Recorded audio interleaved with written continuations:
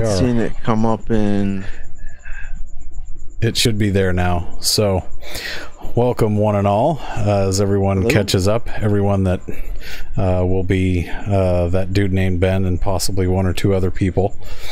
We'll work on additional viewership on the later. Dr. Tesla channel? Yep. There it is. Just live. Okay. So yeah, I'm 20 seconds, 30 seconds or so in the future. Probably about 23 seconds in the future. So to those 23 seconds in the past, hello, welcome. The future is great. Howdy. We still use fossil fuels and ground-based transportation, unfortunately. So we'll have to work on that. For anyone who does chime in, welcome. I'm Dr. Staggs. I am Dr. D. Welcome one and all. And today we're going to break down the post-COVID education a little bit and talk about some of the things that are going to be happening and some of the things that are going to be changing. So there's all kinds of levels. Yeah. So I think everybody is probably familiar with the fact that things are going to change. Based on my Facebook feed, everybody's got an opinion about this. So in a shocking turn of events, about 50% of the internet is going to be mad at me after today. So that's, that's you shocking, clearly don't polarize people strongly enough, because I think I have 100% polarization rate, where less than 50 people are doomed to like any of the things that I say. So that's the good news. And so if you are watching this and you are looking for an answer, right, of so Governor Ducey, if you're watching this right now and you're like, I just need somebody to tell me what to do, that's probably not the best place to get that. I'm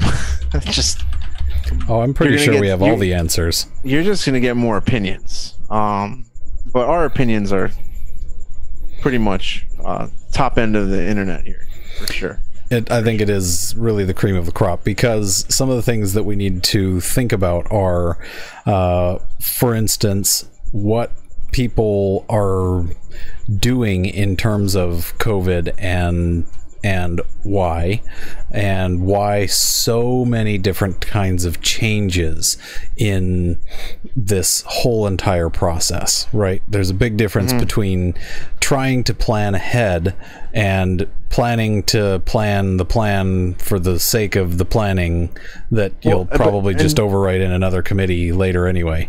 So then there's that, but then there's also the difference between being proactive, being reactive, and wandering around with your head up your butt.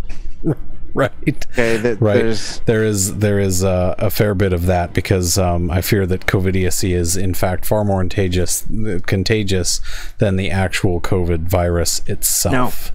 Now, most of what people are, most of the internet right now is concerned with non-college level education. All right, when we're concerned about how do we get back to work and how do we get all of the filthy children back into their holding cells, right? Right. That's what we're worried about. Yeah. And if you were offended by that statement, you should be, because crudely put. But children are the filthiest of all God's creatures, and that is a fact. That is not an opinion. You have boys. This comes from a parent of 2 little boys, and they are gross. Yeah. I'm lucky that this shirt is actually clean right now.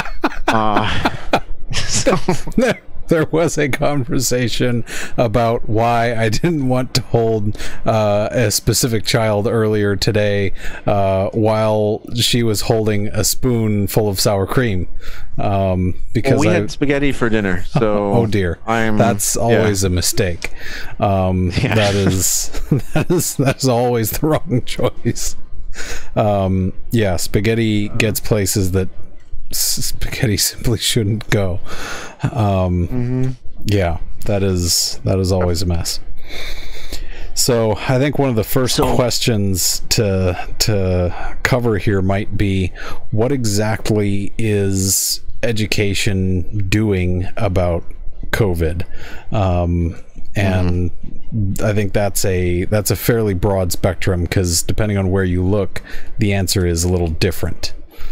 Yeah, and I think that gets. I think you have to separate this into really school districts, right? That's the number one. There's, in my mind, there's really two groupings. There's school districts, right? And school districts are going to be all your primary and secondary schools, right? It's going to be your elementary school, your middle school, your high school, and then you've got universities, right? Those are the two real differences. The school district controls everything all the way from, kindergarten until you graduate high school. And right now, those are all independent entities who are allowed to make their own rules. And you'll see, even just in Arizona, and whatever state you live in, it may be a little bit different, but in Arizona, all of the school districts are doing their own things, right? And there's no uniformity. And so some of them are saying, you know what, in an effort to flatten the curve, right? Because that's the term that we use. In an effort to flatten the curve, we are going to go all online for the first quarter, right? And then we'll reassess toward the end of the first quarter. And if the numbers are still high, we'll continue online for the rest of the first semester, right? And then we'll come back after Christmas break. Yeah. Okay. That's one response. Another response is, well, we're going to push back our school start date by 2 weeks, right? The in-person start date by 2 weeks, but you can start online for those 2 weeks.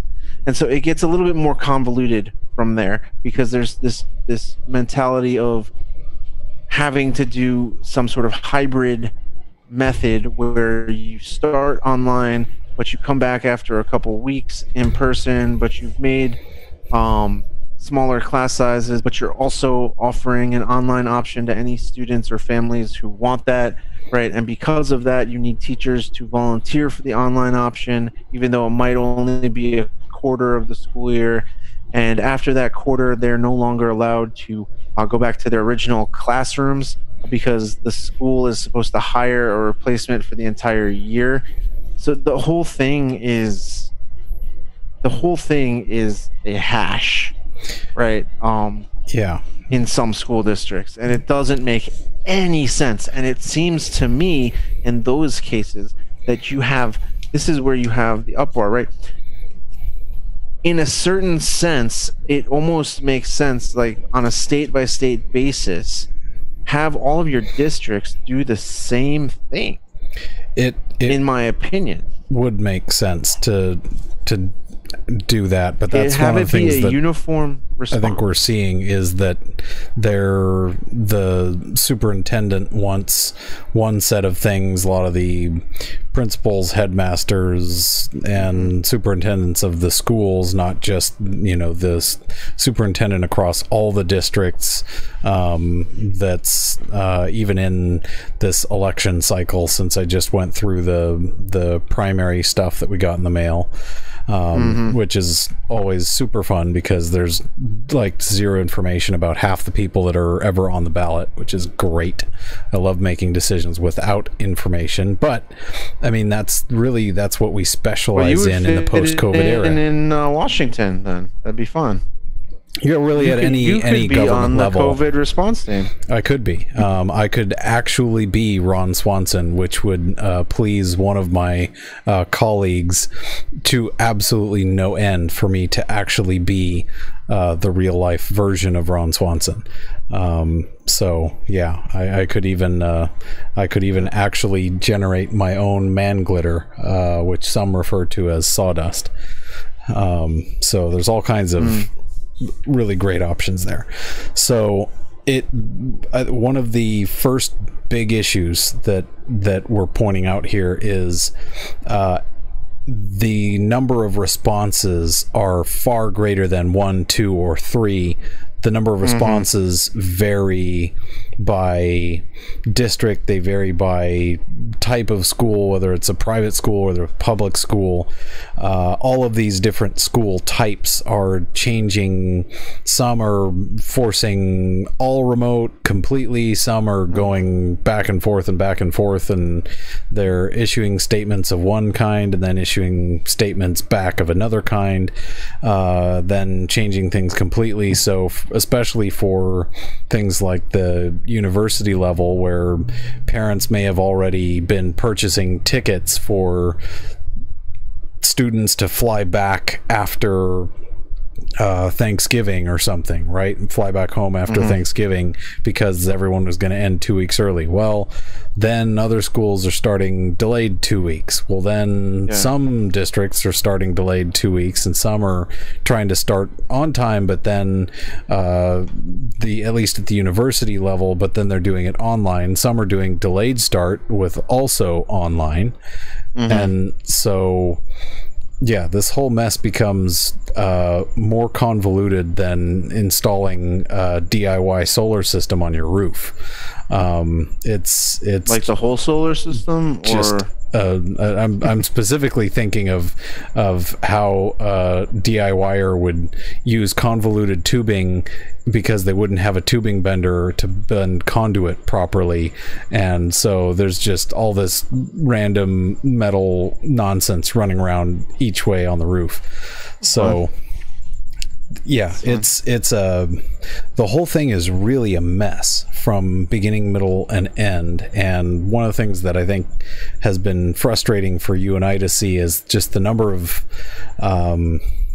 decisions that are maybe not the most efficient that are being made around this. So where some of the holes are, that's where I think you and I see a number of examples of, if you're setting up all of these tarps and all sorts of things, you're putting up plastic and PVC divider walls to put students into cubbies where they can't see each other, and like it. You laugh, but I almost started drawing those in SolidWorks so I could sell them.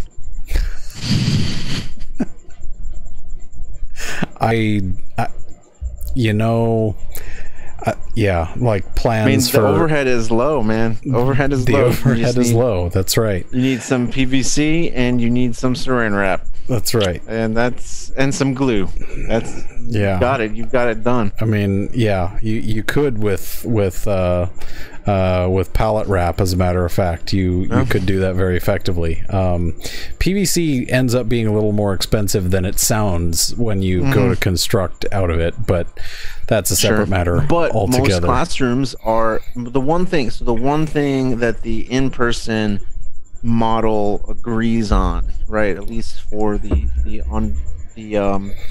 elementary school level, is that the classroom size has to be small, right? They're at least gonna follow CDC social distancing guidelines, right? So essentially your room capacity gets halved, right? Yeah. And instead of, the thing that's really frustrating to some teachers is that they've been told that they have to go back to rows, right?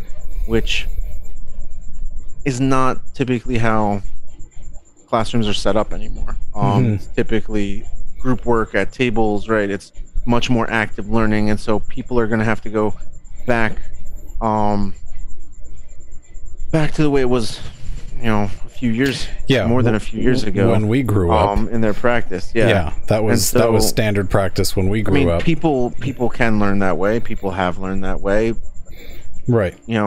Research has shown that it's not necessarily the best way to get people engaged. Certainly not the most effective. And so that's going to happen, especially when Johnny dips little Susie's hair in the inkwell. I hear that's a real great joke. It is.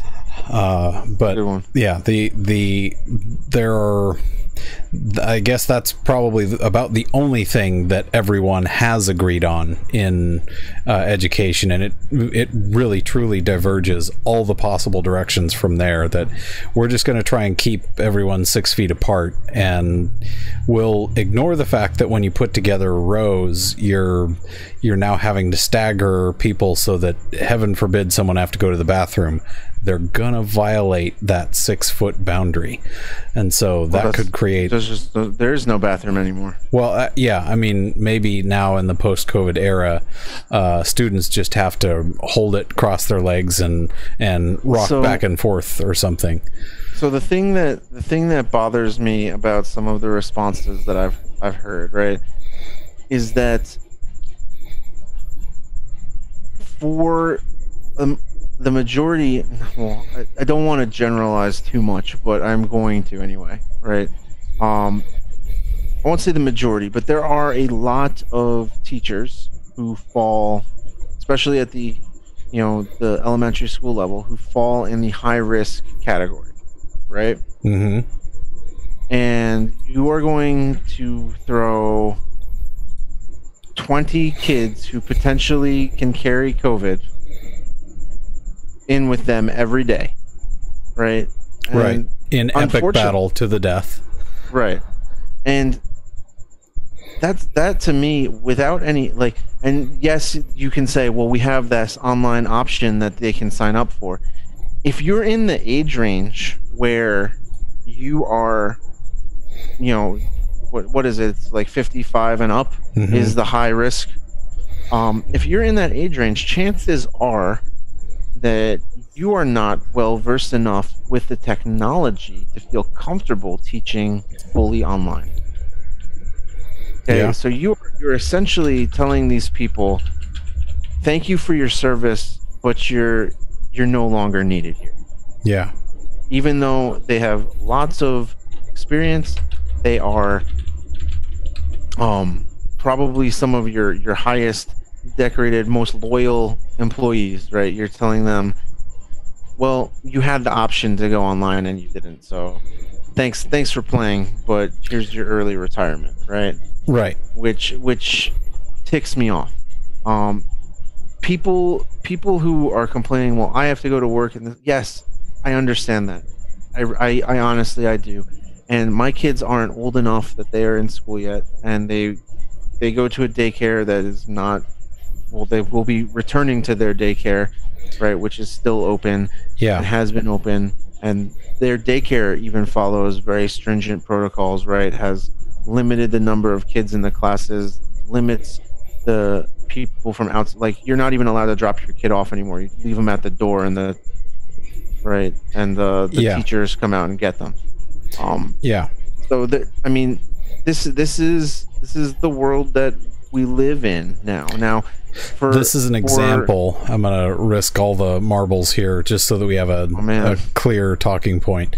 There will be a new webcam here on the way as soon as I can figure out how to work that into budget.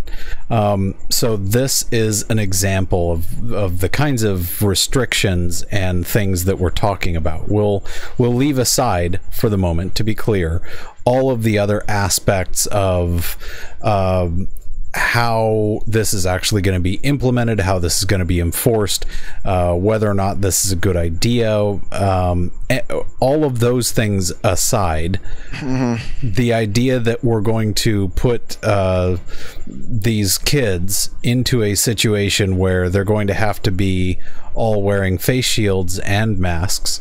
There is a over the course of time, a measurable decrease in the amount of oxygen available because you're not able to completely exchange the CO2 and oxygen. So you have more of your captured breathings out retained in the mask over the course of time. That creates a hypoxic state, which is going to make people tired and yawn and do all sorts of things, lose attention. They're going to be slightly hypoxic. You're going to lose students' attention, and so you're physiologically putting them at a disadvantage. Step one. Step 2, you're putting them in this weird psychological state where you are telling them to treat all of their classmates with malice and suspicion on purpose because OMG, they might have COVID. And you don't want to get anywhere near them and touch them. And so I'm not sure anyone actually understands what will be the ramifications of how this plays out. Not really. To devil's advocate you here, right? But the counter argument is, well, kids have to go to school because how else are they can't just sit online all day because they don't have the social interaction anymore. Right. I would reverse devil's advocate and say, you call this social interaction? Now they're just going to call each other mean names from behind masks. The thing that bothers me, right? The thing that bothers me most, not certain what that accomplishes. As the husband of an educator, the thing that bothers me most is that nobody gives a crap about the teachers. That is a fact.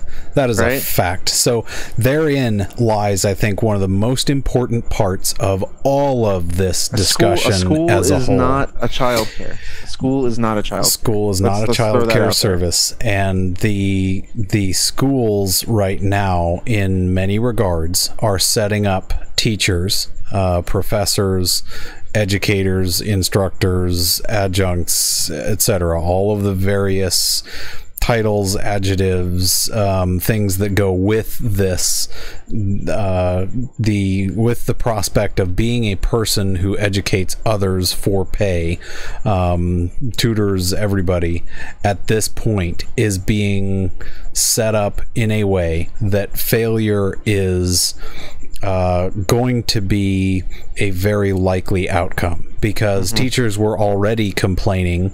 Remember all the Red for Ed stuff and things? Oh yeah, no.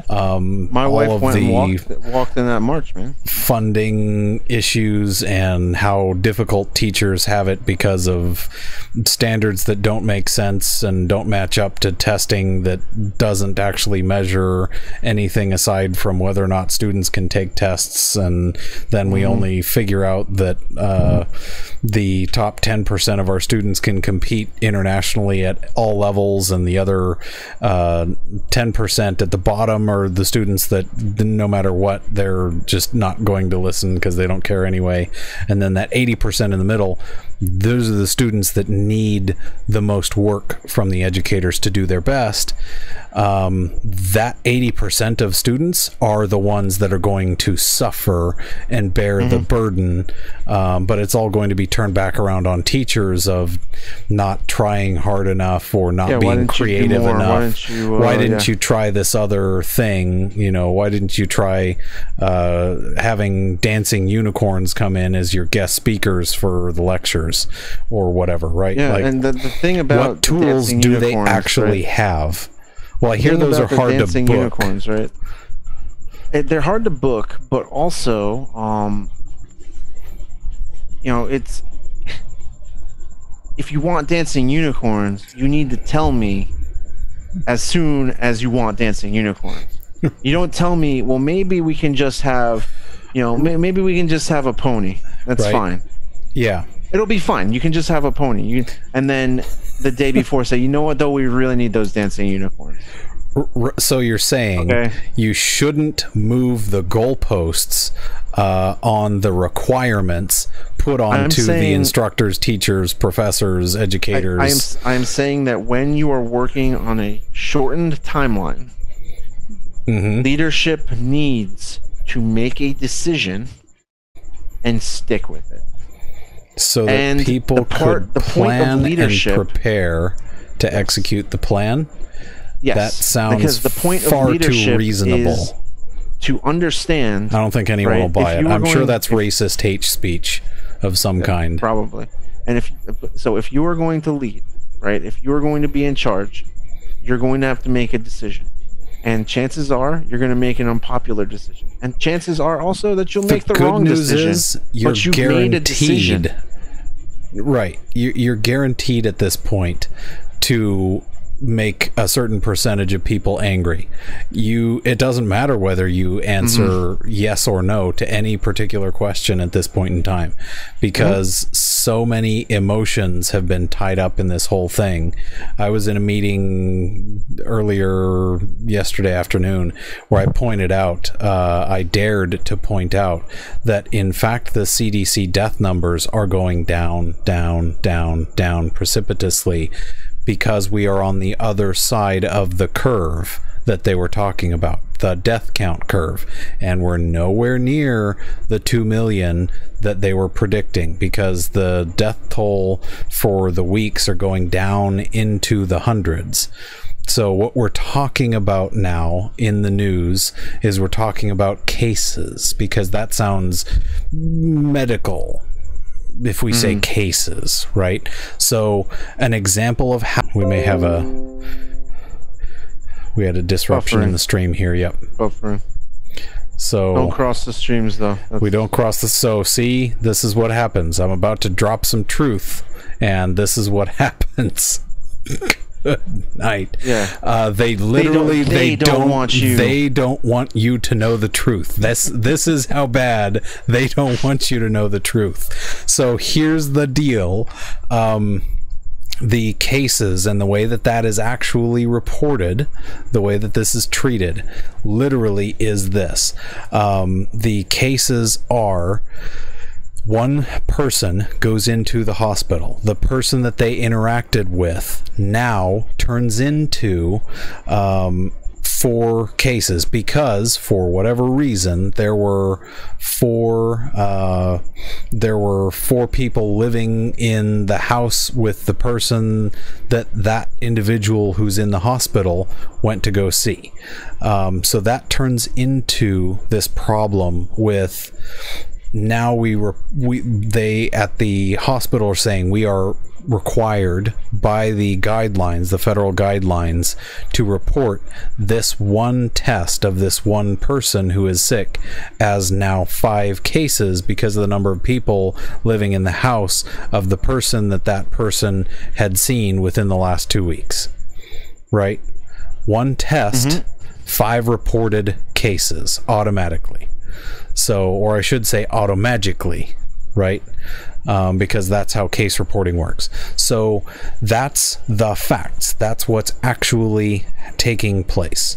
And I'm not sure what else is going on with the internet. So I'm not dropping any frames on the new connection, but it's sure struggling tonight. So because of the way that cases are being reported, we are not working from a scientific data standpoint. We're not analyzing things fairly objectively and letting the data inform our decisions.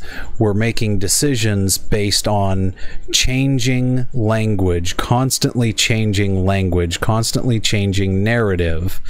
And so we have to make decisions now, and I struggle to think what decisions I would make in the place of authority in education now, because I don't think I would be very popular. It's not an envious position, to be sure. Whatever you decide, you're guaranteed to be excoriated by the press, regardless of what you decide. And that's unfortunate. So, I think that it's important to, right, and this is just general life advice, right, for those of you who want it and for those of you who don't. You should always strive to do the right thing because it's the right thing. Okay? Right. And I don't know that people are honestly making decisions on this one based on the right thing to do. Is it so? Remember 4 months ago when this started, right? Because it's been 4 months now, basically to the day. Feels like 4 years. Remember 4 months ago when this started, and they said, yeah, everybody just stay home for 2 weeks, you'll be fine. And then it'll all be over and 2 million people will not have died. Yeah. Well, now they can turn around and claim. Right. Looking at you. Yeah. Thanks. There were, based on the data that we have available, there were never going to be 2 million people on planet Earth that die from this, full stop. So yeah. Right, I get it. You're in a tough spot. You need to make a decision, right? You need to make the decision that is the best one given what you know. Yeah. You can't live your life. You can't make a decision based on what ifs, right? Because the second that you say to me, well, what if the numbers get worse? What if they get better? Do you see the flaw in your logic here? Because you are going on a completely hypothetical, the opposite is also something that you have to plan for. Right. Because the complete opposite, the other side is the other side of the coin, right? Because if the numbers don't get worse, what if they get better? What if they stay the same, right? You can't live your life on what ifs. And this is probably why you can't operate in that space. Yeah. Change. This is probably why the decisions change so often, is because we're trying to forecast what will happen. Right. You can't do that. This is an impossible situation for you to accurately forecast. There are far too many variables that go into this. What you need to do is just make a decision, stick to it, give your people the best chance at success, because we have our protocols in place. We know what we're expected to do. Yeah. Get your move on. Get prepared. We're expected to do this. That gives everybody the best shot. And this doesn't just go for college level. This is all the way down the chain. Okay? Yeah. We are getting to the point where school in Arizona is going to start in about now, like, it was supposed to start this coming week. It got pushed back 2 weeks. So in about 3 weeks, right, they're going to start. And most districts are going to have their start be online. Some of them will stay. It is my opinion, right? It is my opinion that they should just have it be online. Now, I know that is unpopular, right? Because how can you say that? I have to go to work too. I can't have my kids.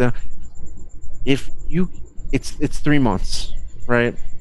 Basically, the first quarter of school would be, no, it's less than 3 months, right? It's probably about 2 months. Yeah. Right? The first quarter. I'm not saying take the time off, but we live in really weird times, and I keep hearing that all these businesses are cool with you working from home. Can you not ask for a little bit of time to work from home? Right? Yeah, cost of a question is nothing. Right. Yeah. Questions are generally free. Some that are questions like I asked tend to be slightly more inflammatory than others. Mm-hmm. But I suspect that's all of the charged language that I tend to load them with. So I'll have to work on that.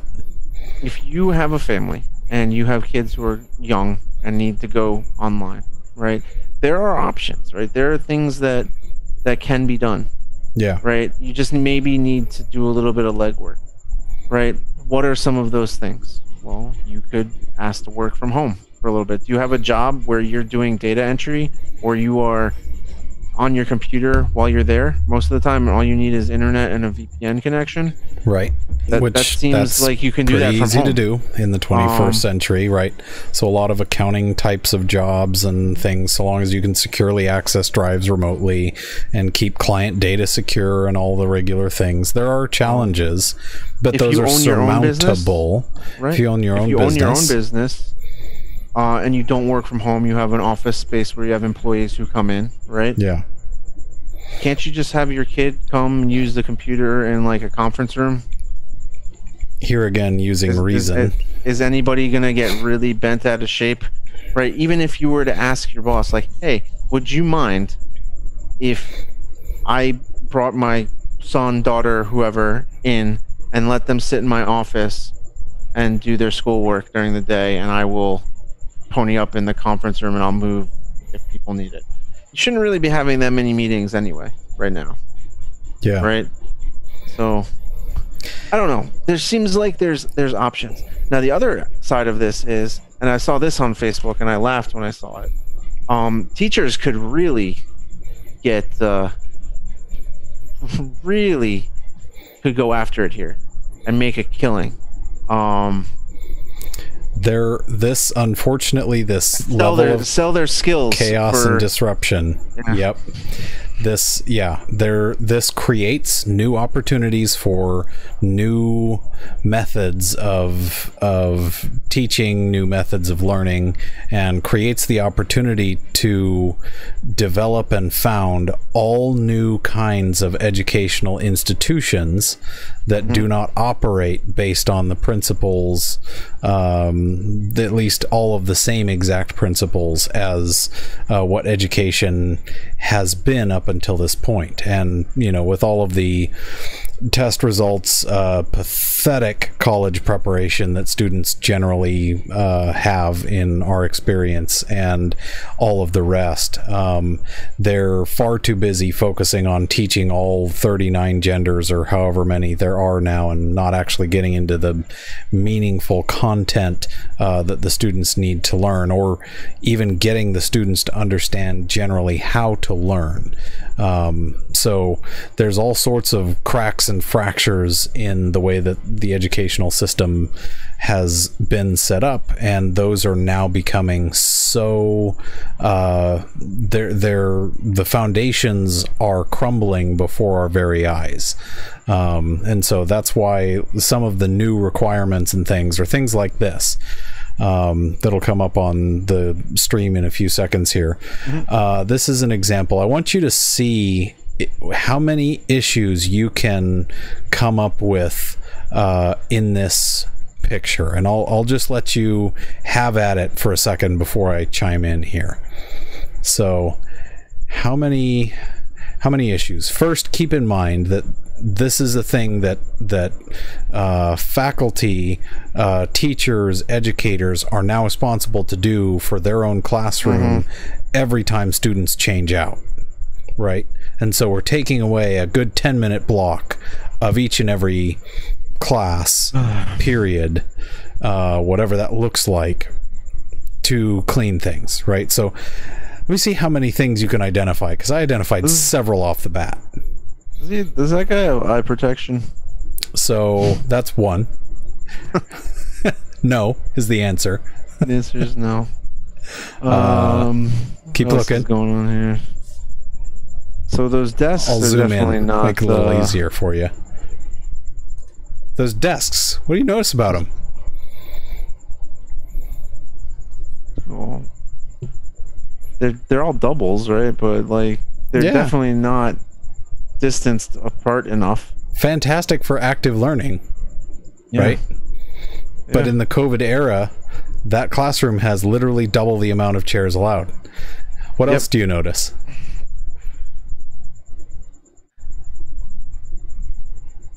I'm not understanding why there's tape on the ground. I think that's I don't know what why they're quartering the room like that, but anyway. I don't know. It's clear the teacher works from a platform. You can see that in the corner, right? That's not necessarily unusual. No. That's probably so that they can see if anyone's cheating, right? Probably. So he's got a gas-powered sprayer, a 2-stroke. That's pretty sweet. Yeah, no, I was looking at that, and I don't know why you're using. He's got a respirator. I can tell you offhand those are not N95 filters. Beard makes that. Oh, the beard. That's right. See, that's not something that everybody's going to notice. The beard renders the seal of a mask entirely ineffective. You cannot get an actual seal, and so that respirator is not actually doing him any good meaningfully from actually protecting him from aerosols, because they can get through and lodge in his beard so that he can save them for later. So he's also got no shoe coverings, right? Yeah, that's true. So he's got his own shoes, and the argument might be made, well, yeah, he doesn't have shoe covering, but he's probably spraying bleach water around everywhere, right? I don't know about you, but I'm super excited to have a kid in shorts sit down in a desk that's been hosed down with bleach for 6 weeks. right? Because definitely there's not going to be any, right, especially here in Arizona where it's 18 billion million zillion degrees outside, right? That wood is going to start soaking up and retaining some of the cleaning solutions and chemicals, because those aren't perfectly sealed. They're all chipped and have all sorts of issues. So you're going to have the very likely risk of having chemical burns on students because you're trying to protect them, right? And this is all the stuff that teachers are going to be turned around and blamed for because, well, you didn't think of that, and so now we're going to sue you because we live in an overly litigious society, right? So at each and every step of the way in this post-COVID era, educators have been set up to fail. And to fail spectacularly in a way where all of the administrators are going to just point down to, well, we told our teachers what to do and we followed the CDC guidance. That's fantastic. But again, also, if you want dancing unicorns, tell me. So I have enough time to request those turn my horse into a dancing unicorn. Right? Yeah, I mean, there needs to be a little stage magic going on there. So that's part of what is so frustrating about this whole scenario. There's so many issues that come up. There's so many ways that there are going to be malfunctions. Not even to mention, right, the fact that students who get a bad grade now are going to say, well, it's not my fault. We had this weird learning environment, right? It's not that I didn't learn how to do it. I totally would have been fine if we'd done it the right way. Yep. And so now there's this cop-out that, well, it's not my fault. Well, we wouldn't have... Even though I'm doing less than half of the work that I should be doing. Sure. Right? It's not my fault that I failed this class, Mom and Dad. It's all because of it's a blame shift, right? And so that is we have generated by the way that the educational system has approached things and the way that everything has been set up. Everything is about how you are somehow a victim of something else, and because you are a victim, and we have a victimhood culture, because you are a victim of, in this case, the circumstance, you don't have to take personal ownership of your own education, and so you can pass the blame off to everyone else. Why are all of my grades behind a year? Why did I have to retake that year of school? Well, COVID happened, so whatever. You know what? Here's the thing. People need to reframe this in their heads, okay? This is your chance to show, right, especially college students, if you're watching this, and this is a long shot because it's a Friday night. But anyway, college students, if they go back and watch it later, right, at some point, theoretically possible. I want you to think about this. What is the number one thing that employers want out of you? Is it knowledge of what you're supposed to be doing coming right out of college? No, they expect that you're going to learn everything that you need to do your job on the job, right? They expect that you have the building blocks, right? But what they want is they want you to be adaptable. This is a situation that is rife with adaptability. You are going to face a lot of hurdles. You're going to have a lot of obstacles placed in your way this fall, right? Suck it up. Figure out a creative way to get yourself through this. This is a fundamental principle. Your professors will help if you ask for it, but you are going to have to do all of the legwork. Yeah. Well, this is a fundamental principle, even all the way down to things like day trading, being an entrepreneur, starting your own business, all these different things. Just like in one of the Legend of Zelda games, you have to turn around and fight your shadow at the end, right? Ultimately, the final enemy in big achievement becomes yourself. You have to be able to conquer self. The Christian worldview that we teach from speaks to this, and speaks to the why of this, right? And so that's one of the reasons I really like being able to teach from that perspective, and plan to continue doing that in whatever capacity, even if that turns into one day just teaching here on YouTube or whatever video platform is available, or maybe one day holographic, etc. iTube. Right? Yeah.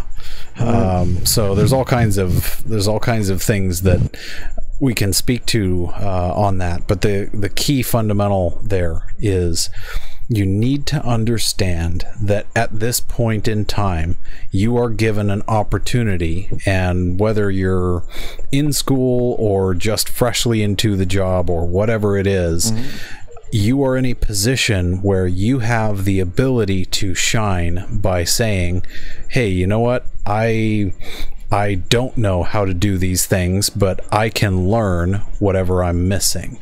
If the company wanted to know PV equals nRT, they would look it up on Google themselves. They wouldn't hire you to tell them that, right? That's not how companies work. So I mean, the last time I checked, buying a thermo or a chemistry textbook was in the hundreds of dollars, which is significantly cheaper than paying somebody $1,000.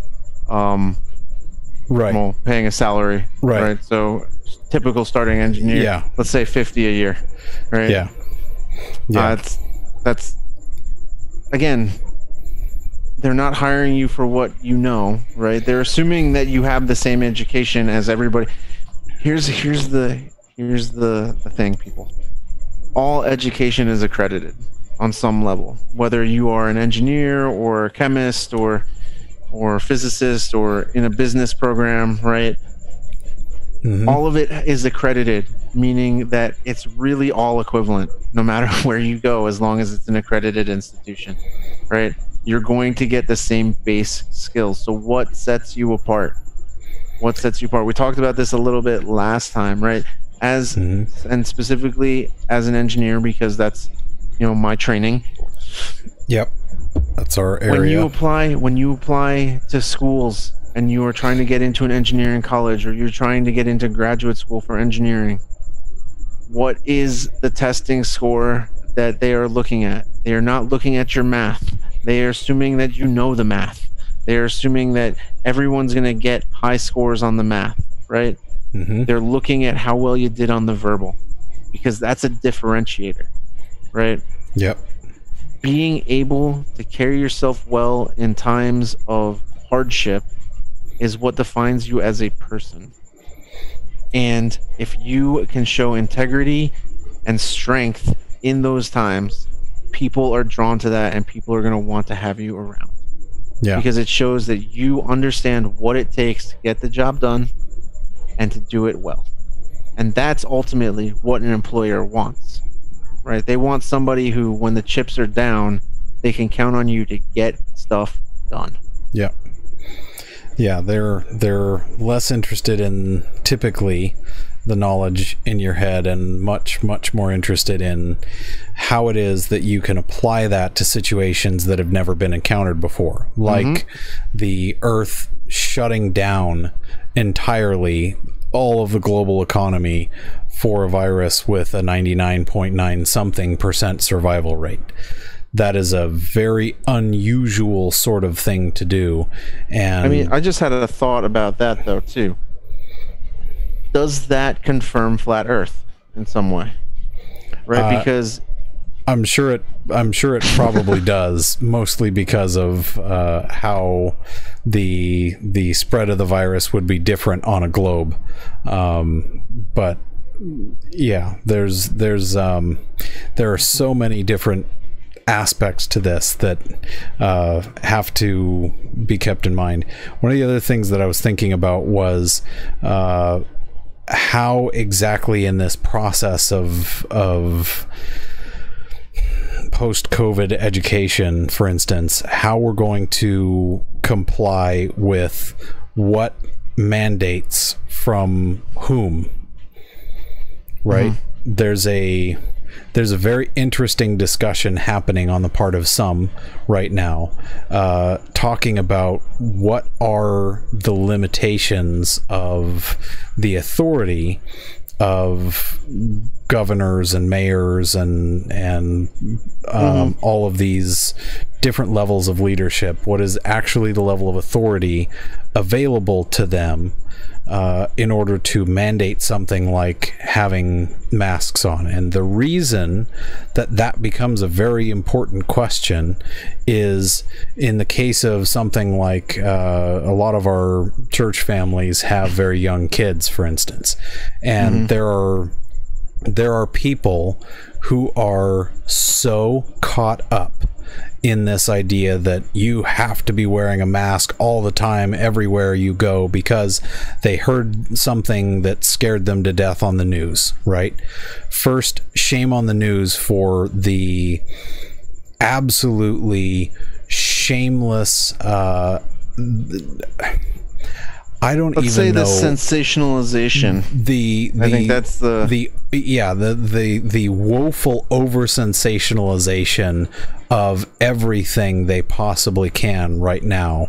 They have milked this crisis literally to the point where I have heard the words uttered walking around a store, "Oh my God, I'm going to die in this store," because there were people walking around without masks. And there are those kinds of people are turning around and asking the mothers of babies who are still of nursing age, and so we're talking they're not even age counted in years yet, like they're still counted in months, and they're asking why they aren't wearing a mask. Because I'm not an awful parent. That's why. Literally because I'm a responsible parent. That child. That's why. So here's the other thing. And if you cannot logically process that thought, I cannot logically reason with you because you are so irrational. You don't even know the half of how much you don't know. I took Harrison, my son, to get a booster shot today. And so that entailed us going to the Children's Hospital. Now, the Children's Hospital says that, you have basically to wear masks. One of the greatest places on earth. Honestly, there was like nobody there. It was a pleasure to go there. Aside from, my son having to get a needle jammed in his leg. Which was fine for me, but not so good for him. Right, not so good for him. Yeah. But anyway, they have a thing. So I masked up because that's the rule at the hospital, right? Yes. Adults have to mask up. Now, if you've ever tried to make a 4-year-old wear a mask that he doesn't want to wear, sorry, just something stupid I heard. So he doesn't have one, right? And we walk in, and you know what? Nobody gives a crap. Right. Right. Because they're not like... Now, some kids had them. They were older kids. And if you can get your kid to wear a mask, that's great. Right. My son is 4 years old and has Down syndrome. And so it's, cognitively, he's about 2. So really, we're talking about getting a 2-year-old to wear a mask, which I could give it to him. And he'll play around with it. It'll end up on the floor. And that's the worst place for it to end up, because then he'll pick it up. And then people's nasty shoes, right, where they're dragging in dirt from the parking lot, is going to get all over his face. And I'm more concerned about that, really, than anything else that he could get at the hospital. Because everybody, all the adults were fine with it, right? And here's the thing, right? And I get it. If you don't want to wear a mask, right? That's your deal, okay? However, if you're going into a business that requires you to wear one, however, you need to wear one. This is a whole other level of a child who is not even of the age that can sit up They that's negligent. If I saw a parent who had a mask, I would be on a kid, I would call this. I would call the cops. Right. You call CPS. That is this gross negligence on a parent. This is actual child abuse. That is actually an example of child abuse, and that would be held up in court, supported by medical experts, etc., etc. These children, especially who can't even sit up on their own, do not have the lung capacity and the reserves to be able to breathe through a mask. And it's just shameful. That is the kind of thing that is running rampant right now all over the place. And if you walk in and your toddler isn't wearing a mask, people look at you as if you're the devil incarnate. Well, I'm not even talking about kids now, right? I'm just saying, in the grand scheme of things, right? And the whole personal liberties argument bothers me, because wearing a mask, it's not, in my opinion, it's not really that big of a deal. And if I need to go someplace and that business has now said, you know what, you need to wear a mask. Like, here's the thing. Nobody gets bent out of shape when a store has the sign up that says no shirt, no shoes, get out of here. Yeah. Right? You don't get upset. Most people don't get upset when you have to wear a shirt into a store, right? Right. This is the same concept. Right. You don't hear people say, "Well, this is against my civil rights." This one is how even dare you younger. say that I have to wear? How dare you say that I have to wear a shirt, sir or madam? Right. This one is full of. You offended me, and you will see me in court. Well, at least that's got Hello Kitty. It's so. I mean, cute. right. This one is the adorable way to suffocate your child because you're a dadgum moron who literally doesn't understand the things you don't understand. So the fact that they're in a baby carrier, also that's one of the cheap mesh variants that actually is very, very bad for their hips and can cause hip dysplasia. No, you have to get Ergo Baby or Baby Bjorn are the ones that you want. We have both, as a matter of fact. So Harrison, by the way, my 4-year-old is not being a snob, just treating things as actual science. So the fact that I don't even have to go to like the 4th or 5th page to literally find infants in masks. If you're gonna do something seriously, 100%, do this and leave it at that. Get him a funny hat with the plastic shield. Get him a little astronaut costume with an enclosed helmet that they can wear. I mean, even though other if you had a kid in Phoenix wearing that, right? Kid in Arizona wearing that is going to be hotter than heck. Oh my gosh! Yeah, you need to get tint on that thing. Right. It needs to. The only kid on his block with a limo tinted Chinese astronaut suit. Look. I think what you really need is a blast shield, like Luke Skywalker had when doing drone training. Right. That's really, I mean, that's probably the right way to do it here anyway. Oh my gosh, the fact that I don't have to go very far at all to find lots and lots and lots of images of children that are way too young. We've talked about this before when we did our mask show and all those, and what it really comes down to is be a global citizen, okay? Right? Just use your brain. Use common sense. Common sense can win out the day, right? I read something, again, not the most reputable sources, which I thought it was funny, but then I started thinking about it, and it's from Facebook, and I started thinking about it, and there's actually some truth behind it, right? And you can get the measure of a person in a lawless society by whether or not they put the shopping cart back at the grocery store or they leave it by their car, because there's absolutely no consequence, right? Yeah. And so if you, in very many circumstances, there's no pressing need for you to leave it by your car, right? Yeah. But are you a productive member of society who will go out of their way to reload the shopping cart terminal, right? Yeah. Or are you just going to leave it wherever, right? It's basically, did you learn to clean up after yourself as a child or not? Right. Right. Yeah. And again, I read it on Facebook, so take it as you will. It is an interesting measure because yes, when you remove the direct penalty of law against something, it becomes a free for all, generally speaking. So and I'm saying again, this goes back to my earlier point. You should strive to do the right thing because it's the right thing. All right. Yeah. Not because there's some reward, and not because there's something in it for you, but because by your moral code, by your ethics, right? Whether you live under a Christian worldview or some other, right? That you have some guiding principles, right? Yeah. That should be pointing you in the right direction, and you should know, based on your worldview, what is right and what is wrong. Yeah. Generally speaking, most people agree on fundamentals like forcibly drowning toddlers by choking them and holding their heads underwater is a heinous act.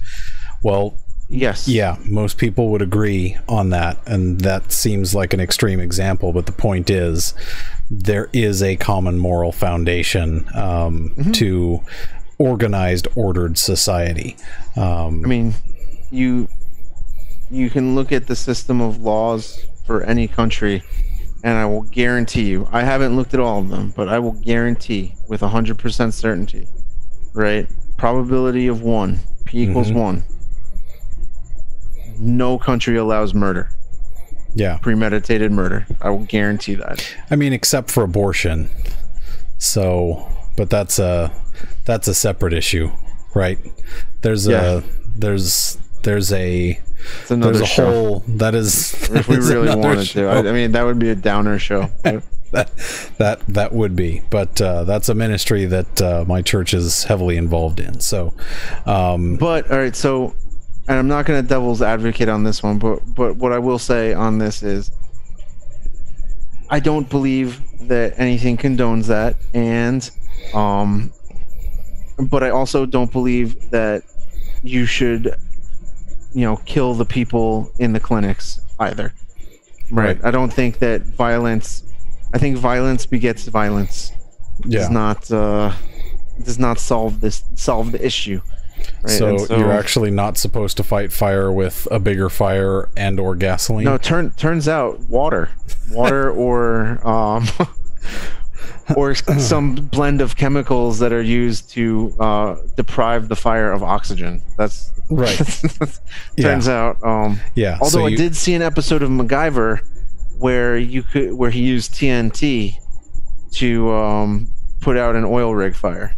Well, you can do that, but again, that's because the explosion deprives the oxygen. It gets rid of the oxygen. So, by consumption. This seems like this may have derailed from the COVID. It may have derailed, but the point is, I think the final question that I had written down on this topic is, are the plans going to change with education? And I think what are the long-term ramifications? Is that what you're kind of driving at? I'm driving at both of those questions. The first of which is what we have today representative of what's actually going to happen throughout the rest of the semester of school? Mm-hmm.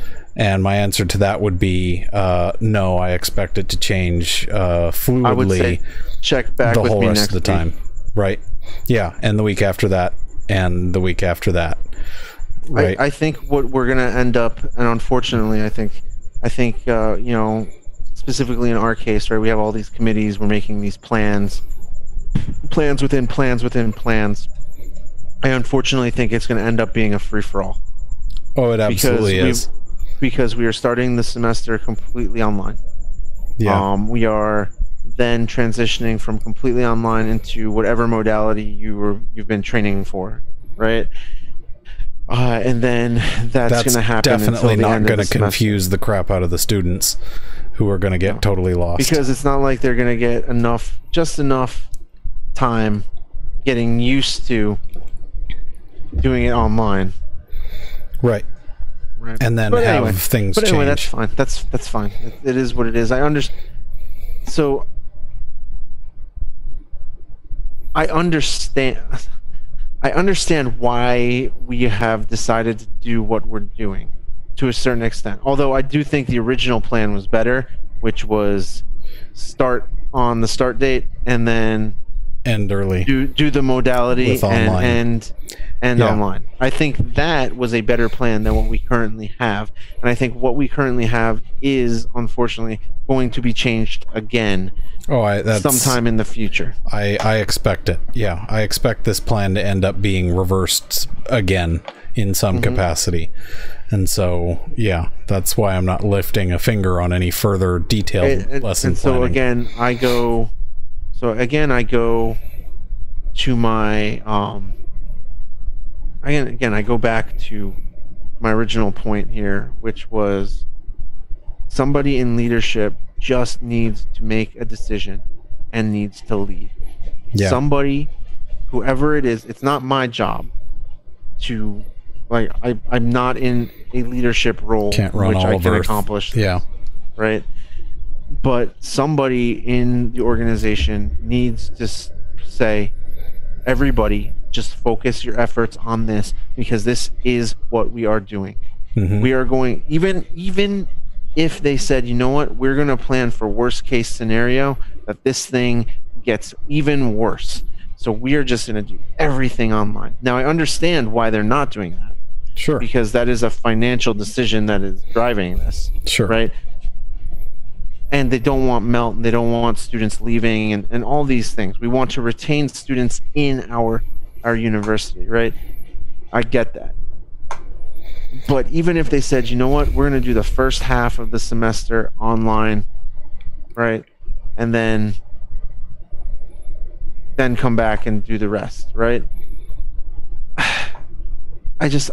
It's, in my opinion, it seems like it would be easier for students to transition to a remote modality rather than transition from a Yep. remote. Yep, completely agree. And that's where we're I think at a reasonable stopping point there, because I think there's even more to unpack. But yeah, this is a complex problem. The solutions are not going to be easy for any of this. And the good news is, literally, it is not possible for the administrators to make, quote, the correct decision, because such a thing doesn't exist in this.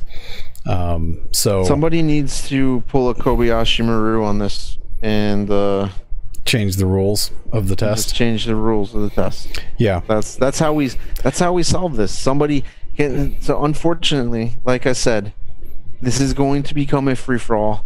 We're all just gonna do whatever we want to do, and maybe there's a paper in there somewhere. I don't know. There could be if we free for Not for all us, though. carefully, but not for us, for different reasons, because pay no attention to the man behind the curtain. So there's that. We're all fine here, right? I'd like to leave you with the words of Han Solo, this week, right? Which is the we're fine. We're all fine fine here, thanks. now. How are you? Thanks. How are you? That's pretty much it. I can't think of a better note to end on. So with that, we thank you guys for tuning in, especially in the future, once this is being dug up in the historical archives from a data cube far, far in the future, and people watch it and wonder what on earth people were doing instead of taking life seriously. So Yeah. we'll have something drummed up for an interesting topic this next week. What that will be, guess Who we'll knows? have to hold you in suspense. If you guys have any, if you have any suggestions, leave them in the comments. Comments should be right down there. If you like these videos, watch one of these videos. I always Right. just want to do that. I don't think that we're gonna put any buttons in there, but I have not put any ending cards in these just because I'm too lazy to do that level of editing. I struggle to even put content on the paid channel. I think the moment. I think for fall, if I end up putting my lectures on YouTube, I might put cards at the end and be like, if you didn't understand this, you should definitely watch this one. Right. Right. That's an easy enough one to do. I can, yeah, it's fun. All right. Well, in that case, have a good evening all, and we will catch you in the next one. See ya.